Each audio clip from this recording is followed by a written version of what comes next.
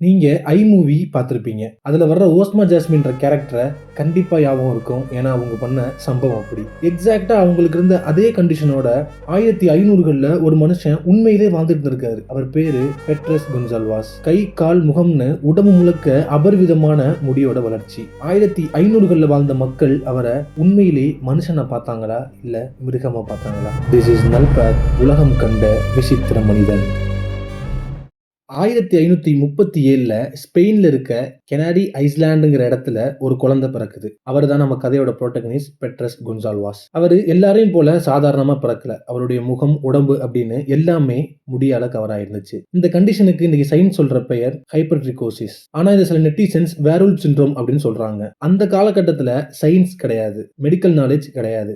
அதனால மக்கள் என்ன நினைச்சிருப்பாங்கன்னு உங்களுக்கு கண்டிப்பா தெரியும். இவன் மனுஷன் கிடையாது, இவன் மிருகம், இவன் சபிக்கப்பட்டவன் அப்படின்ற மாதிரி மக்கள் அவனை போர்ட்ரேட் பண்ண ஆரம்பிச்சிட்டாங்க. அந்த காலகட்டத்துல அரசர்களுக்கு ஒரு வித்தியாசமான பழக்கம் இருந்துச்சு. அவங்க ஸ்ட்ரேஞ்சான ஹியூமன்ஸ் இல்லனா ரேரான கிரீச்சர்ஸை கலெக்ட் பண்ணாங்க. அதனால இந்த சின்ன பையனை பிரான்ஸ் நாட்டு ராஜாவுக்கு கிஃப்டா அனுப்பிடலாம் அப்படின்னு அந்த ஊர் மக்கள் முடிவு பண்றாங்க. அப்போ அங்க ராஜாவா இருந்தது 2ஆம் ஹென்றி. அவரோட கோட்டைக்கு பெட்ரஸ் அனுப்பப்படுறாரு. ஆக்சுவலா அந்த மாதிரி அனுப்பப்படுற ஆட்களை ஒரு பணியாளாவோ இல்ல ஒரு என்டர்டைன்மெண்ட் டூலாவோ தான் யூஸ் பண்ணுவாங்க.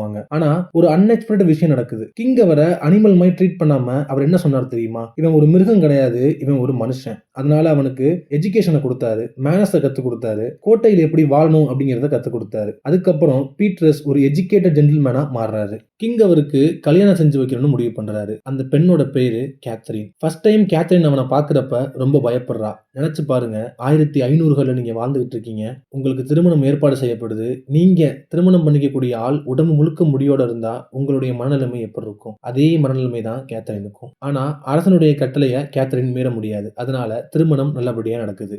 சில மாசங்கள் அப்படியே கிடக்குது. எப்படி நம்ம தமிழ் சினிமாவுல விருப்பம் இல்லாம கல்யாணம் பண்ணி அதுக்கப்புறம் காதல் ஏற்படுவோம், அதே மாதிரி கேத்ரினுக்கு இப்ப காதல் ஏற்படுது. அதுக்கப்புறம் பல வருஷம் அவங்க 2 பேரும் ஒண்ணா சேர்ந்து வாழ்றாங்க. அவங்களுக்கு பல குழந்தைகள் பிறக்குது. இதுல ஒரு இன்ட்ரெஸ்டிங்கான விஷயம் என்னன்னு பாத்தீங்கன்னா, சில குழந்தைகளுக்கு அவங்க அப்பாவுக்கு இருக்க அதே கண்டிஷன் வந்திருக்கு. இதுக்கு முக்கியமான காரணம் ஜெனடிக் இன்ஹெரிட்டன்ஸ். அவங்க ஃபேமிலி போர்ட்ரேட்ஸை இன்னைக்கும் யூரோப்ல இருக்க மியூசியம்ல வச்சிருக்காங்க. பல பேர் சொல்ற கருத்து என்னன்னா, இந்த குடும்பத்தோட ஸ்டோரியை இன்ஸ்பயர் பண்ணி தான் பியூட்டி அண்ட் தி பீஸ்ட் அப்படின்ற படத்தை எடுத்திருக்காங்க அப்படின்னு சொல்றாங்க.